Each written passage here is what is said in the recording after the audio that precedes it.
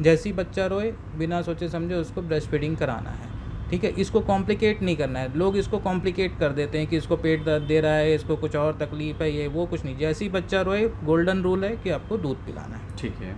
ये हो गया दूध पिलाने को लेके। दूध पिलाना है, कब पिलाना है? जब बच्चा रोए तब पिलाना है।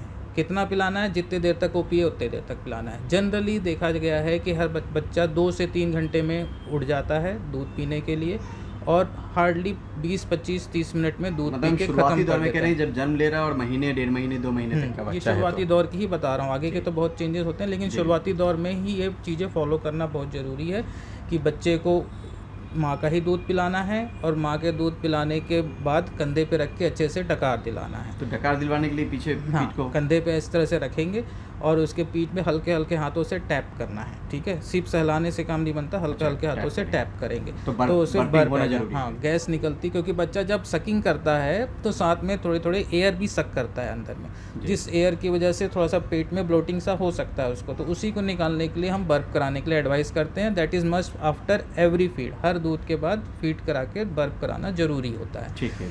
दूध पिलाने के लिए अगर बच्चा 3 घंटे 4 घंटे से ज़्यादा बाई चांस सो रहा है तो फिर हम बोलते हैं कि उसको आप उठा के दूध पिलाइए। उठाने के लिए तरीका यही होता है कि बच्चे के या तो कान के पीछे आप टिंगलिंग करिए, या पैरों के सोल में जो होता है वहाँ पे आप टिंगलिंग करिए, या फिर बच्चे को थोड़ा सा रोशनी की तरफ दिखाइए तो बच्चे की आंखें खुलने के चांसेस ज़्यादा रहते हैं, ठीक है। या फिर आप थोड़ा बहुत हल्का फुल्का हिलाएंगे तो भी उठेगा जी।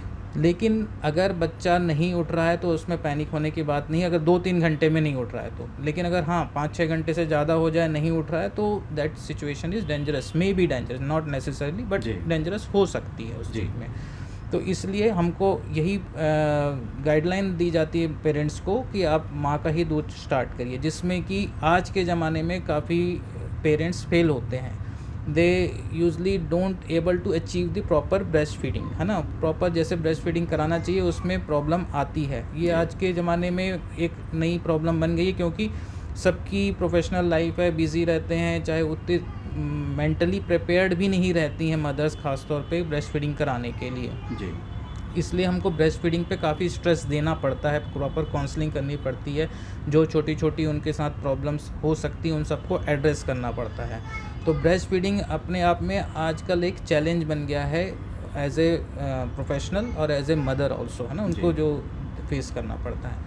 ये हो गई ब्रेस्ट फीडिंग की बात। अगर बाई चांस खुदा ना खास्ता मदर बीमार है या फिर कोई उनमें बीमारी चल रही है, बच्चे में कोई वेट वगैरह कम है, प्रॉपर सकिंग नहीं कर सकता है, इन दैट कंडीशन फिर हम फार्मूला मिल्क एडवाइस करते हैं देने के लिए, जो कि किसी भी स्टैंडर्ड कंपनी का फार्मूला मिल्क आप यूज़ किया जा सकता है। उनमें कोई थोड़ी, लेकिन वो मजबूरी में है वो थोड़ी बहुत अगर आपको ज़रूरत पड़ती है तो, लेकिन जो गोल्डन रूल है वो है ब्रेस्ट फीडिंग कराना। ठीक है। काजल को लेके भी आप हाँ, फिर इसके अलावा ब्रेस्ट फीडिंग के अलावा बाकी चीज़ें हम देखें तो अब टेम्परेचर सबसे इंपॉर्टेंट हो जाता है, टेम्परेचर मेंटेन करना। जो छोटा बेबी होता है जब पैदा होता है तो उसके स्किन पे एक लेयर बनी हुई आती है ऑलरेडी पेट के अंदर से, जो कि जनरली जब नर्सरी में ले जाके सफाई वगैरह की जाती है तो उसमें से काफ़ी हद तक वो लेयर हट जाती है, लेकिन उसको बहुत प्रोफेशनल्स जो होते हैं उसको हटाते नहीं है, because it is a protective layer जो कि स्किन को प्रोटेक्ट करती है, स्किन को ठंडा होने से बचाती है और साथ में स्किन के ड्राइनेस को भी बचाती है। इसको वर्निक्स केजियोसा कहा जाता है मेडिकली जी। तो ये लेयर काफ़ी इंपॉर्टेंट होती है जो बच्चे के स्किन को मॉइस्चर रखती है और टेम्परेचर मेंटेन करती है। बच्चे को ठंडे होने से ज़्यादा प्रॉब्लम है, बच्चा ठंडा नहीं होना चाहिए, ठीक है ना। अगर उसका टेम्परेचर लो हो जाएगा तो दैट इज़ मोर डेंजरस। बच्चा गर्म रहे, थोड़ा वार्म रहे, वो दैट इज़ मोर यूज़फुल। पेट के अंदर जब बच्चा रहता है तो उसका बॉडी टेम्परेचर मदर के बॉडी टेम्परेचर के बराबर होता है, 37-38 डिग्री ऐसा रहता है उसके अंदर का टेम्परेचर, और बाहर आके वो टेम्परेचर अगर वो 30 पे आ जाता है तो सडनली 6-7 डिग्री का डिफरेंस आता है, और नीचे चला गया 24-25 पे अगर टेम्परेचर बाहर का रहे तो वो और 10 डिग्री का डिफरेंस आ जाएगा, तो वो उसके लिए स्ट्रेस वाली सिचुएशन हो जाती है। तो इसलिए हम बच्चे को पहले तो वार्मर में रखते हैं शुरुआत में, उसके बाद भी हम पेरेंट्स को एडवाइस करते हैं कि बच्चे को अच्छे से रैप करके रखना है, और ख़ास तौर पे उसके मिटेंस, मोजे और कैप जरूर पहना के रखना है, चाहे वेदर कोई सा भी हो, ठंडी हो चाहे गर्मी हो, है ना। ये इसमें कोई फ़र्क नहीं पड़ता, क्योंकि बच्चे को वार्म रखना ज़्यादा जरूरी है। मेरे दोनों बच्चे ठंड के हैं तो इसलिए मुझे लग रहा है गर्मी में भी हो तो इस तरीके से गर्मी में भी ये चीज़ें ज़रूरी होती हैं, क्योंकि बच्चे का अभी अडेप्ट नहीं हुआ रहता है, वो धीरे धीरे अडेप्ट होता है सिचुएशन के हिसाब से जी।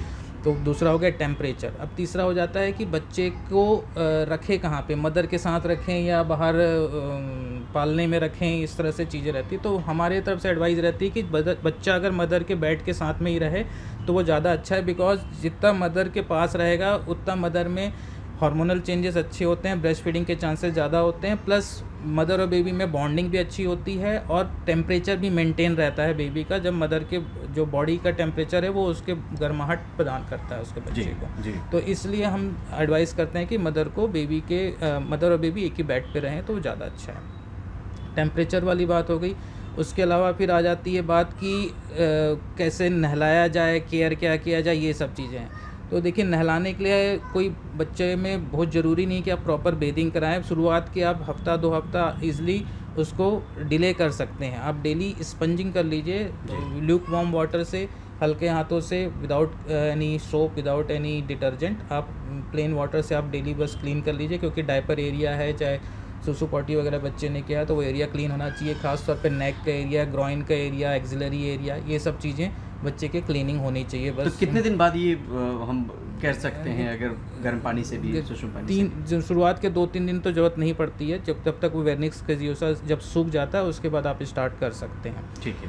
प्लस बेबी के स्टंप होता है जो अम्बलाइकल कॉर्ड बोलते हैं, जहाँ से बेबी मदर से अटैच हुआ रहता है, वो काट के अलग किया जाता है और फिर वो क्लैंप लगा होता है। जो क्लैंप है वो जनरली 5 से 7 दिन में झड़ जाता है वो, है ना।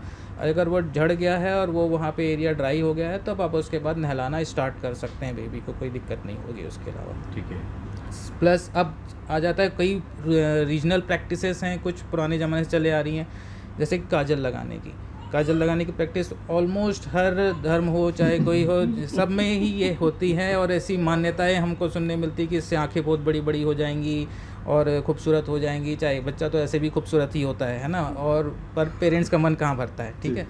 बट ये सब चीज़ें मेडिकली स्पीकिंग ये अलाउड नहीं है, क्योंकि इनसे कंजक्टिवाइटिस वगैरह होने का रिस्क रहता है।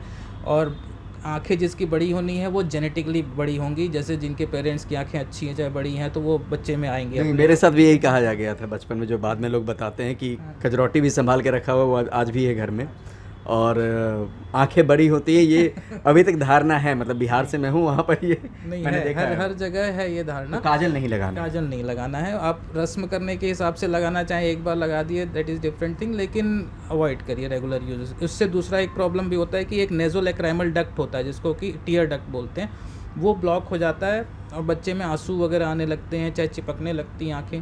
तो ये सब चीज़ें होने के प्रॉब्लम्स होते हैं। तो काजल का कोई नेसेसरी यूज़ नहीं है, इसलिए हम अवॉइड करने बोलते हैं उसको। उसके अलावा कई रीजनल में प्रैक्टिस है कि बच्चे को शहद पिलाना है, बच्चे को ग्राइप वाटर पिलाना है, जन्म गुट्टी पिलाना है।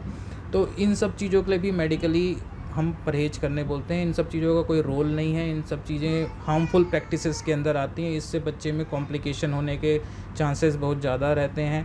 पुराने ज़माने में लोग बोलते हैं कि हाँ हम लोग तो यही जन्म गुट्टी पी के बढ़े हैं, चाहे ये हैं, लेकिन मेडिकली उनको जब टेस्ट किया गया, चाहे उसके ऊपर रिसर्च किया गया, तो वो या तो किसी यूज़ के नहीं निकले हैं या कई बार तो उनमें कई हार्मफुल केमिकल भी पाए गए हैं जिससे कि बच्चे में इन्फेक्शन वगैरह होने के चांसेस रहते हैं। तो इन तरह की हार्मफुल प्रैक्टिसेस को हम लोग अलाउ नहीं करते हैं, इस चीज़ को मना करते हैं।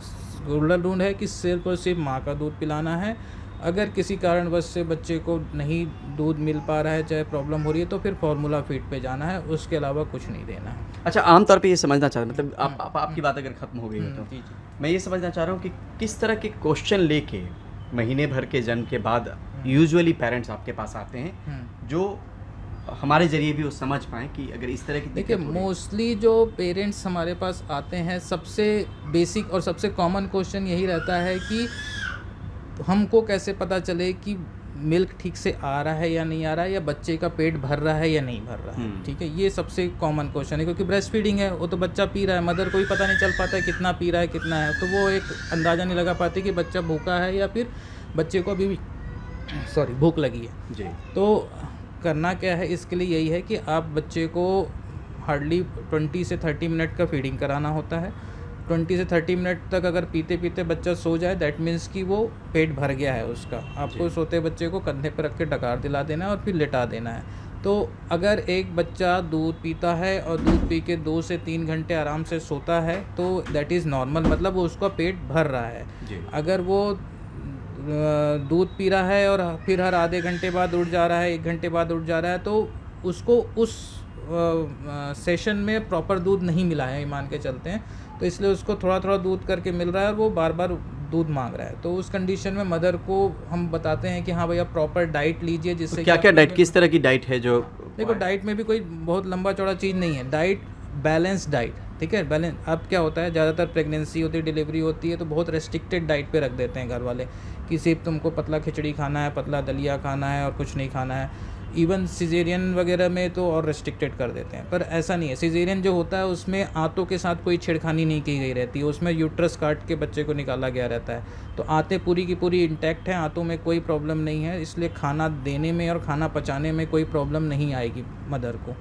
तो इसलिए हम एडवाइस करते हैं कि मदर प्रॉपर न्यूट्रिशियस डाइट ले, जिसमें कि नॉर्मल हमारे घर की जो है रोटी सब्जी दाल चावल, दूध पीना है ना, अगर कोई अंडा वगैरह खाता है तो अंडा खाए, ठीक है, थोड़ा से, और बच्चे के हिसाब से प्रॉपर न्यूट्रिशियस मिले तो आप ड्राई फ्रूट्स वगैरह भी ऐड ऑन कर सकते हैं खाने में इस तरह से। तो जितना बैलेंस डाइट लेंगी, प्रॉपर न्यूट्रिशियस डाइट लेंगी, उतना बच्चे के लिए वो दूध का प्रोडक्शन कर पाएंगे, क्योंकि अब पहले तक तो वो खुद अपना शरीर चलाना होता था, अब अपने शरीर के साथ साथ बच्चे का भी पालन पोषण करना है दूध से।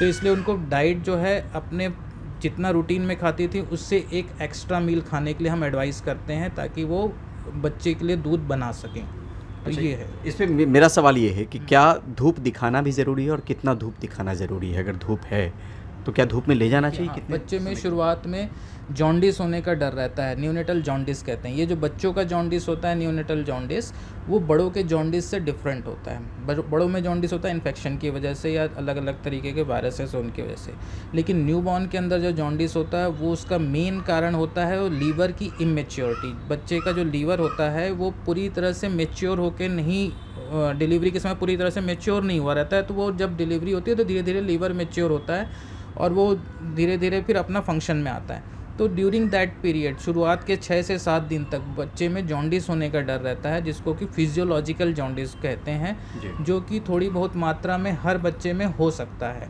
एक लेवल है, हर एक वेट और डे के हिसाब से डिसाइडेड है, किसी में 10, किसी में 12, किसी में 15, ये लेवल है अलग अलग डेज़ के हिसाब से।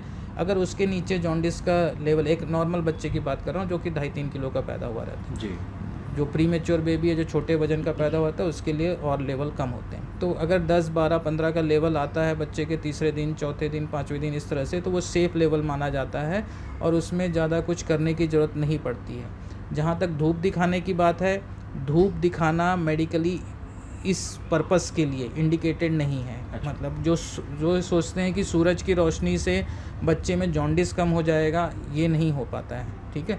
हम धूप दिखाने के लिए मना भी नहीं करते हैं शुरुआती दौर पे, मतलब कि सुबह के समय में 7 बजे 6 बजे के आसपास आप धूप दिखा लीजिए, उसका भले ही कुछ एडवांटेज मिले चाहे ना मिले, लेकिन ज़्यादा कुछ हार्म नहीं होगा। बच्चे में थोड़ा बहुत विटामिन डी का ही प्रोसेस हो सकता है, लेकिन उसके भरोसे बैठ के जॉन्डिस को ट्रीट करना ये रिकमेंडेड नहीं है। धूप के दिखाने से जॉन्डिस कम नहीं होता है। जॉन्डिस कम होता है, बॉडी अपने आप उसको अडेप्ट करती है, लीवर धीरे धीरे मैच्योर होता है और वो जो उसके ऊपर लोड पड़ रहा है उसको वो फिर ईज़ आउट करते जाता है और बॉडी से निकालते जाता है। कुछ कंडीशन है, जैसे कि अगर मदर और बेबी के ब्लड ग्रुप में इनकॉम्पेटिबिलिटी है, मदर O पॉजिटिव है और बेबी A या B पॉजिटिव है, या मदर नेगेटिव ब्लड ग्रुप की है और बेबी पॉजिटिव ब्लड ग्रुप का है, तो ऐसे कंडीशन में बच्चे में जॉन्डिस का लेवल बढ़ने के चांसेस बहुत ज़्यादा होते हैं। या फिर बच्चा जब डिलीवरी होता है अगर वहाँ पे उसके सर में कुछ हेमेटोमा वगैरह बन जाए, तो उस कंडीशन में बच्चे में जॉन्डिस का डर ज़्यादा होता है। या कुछ और मेडिकल कंडीशन भी हैं, लिमिटेड हैं, काफ़ी रेयर होती हैं, उनकी वजह से भी जॉन्डिस बढ़ने का रिस्क ज़्यादा होता है। बट अगर आप मोटा मोटी तौर पे देखें तो ज़्यादातर जॉन्डिस बच्चों में जो होता है वो माइल्ड लेवल का होता है और वो 6वें 7वें दिन तक पहुँचते ख़त्म हो जाता है बिना किसी इंटरवेंशन के जी। तो इसलिए हम एडवाइस करते हैं कि बच्चों को आप धूप तो दिखा लीजिए, लेकिन उसके भरोसे नहीं बैठना है। अपने पीडियाट्रिशियन को तीसरे दिन या 5वें दिन आपको जाके दिखाना है, ताकि वो जॉन्डिस का लेवल हाई तो नहीं हो रहा है या उसमें कुछ इंटरवेंशन करने की ज़रूरत तो नहीं है, ये रिस्क है। क्योंकि जॉन्डिस अगर ज़रूरत से ज़्यादा बढ़ गया तो वो ब्रेन तक जाके ब्रेन डैमेज करने का डर रहता है, जो कि बच्चे को ज़िंदगी भर के लिए विकलांग बना सकता है। ठीक है। एक और सवाल, क्या आप नाभि को साफ़ करने की ज़रूरत है, और अगर है तो कैसे करना अगर चाहिए? बच्चे की नाभि पे कोई गंदगी नहीं लग रही है, बच्चा घर में है और कोई भी उसमें गंदगी नहीं लग रही है, तो वो उसको कुछ भी करने की ज़रूरत नहीं है। वो 5वें दिन, 6वें दिन, 7वें दिन तक पहुँचते-पहुँचते अपने आप ड्राई होके वहाँ से टूट के निकल जाता है। ठीक है। पुरानी प्रैक्टिसेस थी, हमने तो ये भी देखा है कि उसमें गोबर तक लगाया गया है लोगों द्वारा कि गोबर लगा के उसको ठीक किया जाए करके, जो कि हार्मफुल प्रैक्टिस है। तो वो उस चीज़ को नहीं अलाउ करते हैं। आप कुछ नहीं करिए, उससे भी कुछ नहीं होगा। अगर आपको अधिक से अधिक कुछ करना है तो उसमें आप पोटेशियम परमैंगनेट या फिर बीटाडीन का सॉल्यूशन लगा सकते हैं उस चीज़ को। और तो कुछ खास नहीं, मतलब महीने भर के बच्चे के लिए इतनी जानकारी काफ़ी है लोगों की। इतनी इसके अलावा और भी हाँ, जानकारी होती वो है, बाद उसके में। लिए किसी दिन और बात करेंगे। ठीक है, बहुत बहुत ठीक है। शुक्रिया।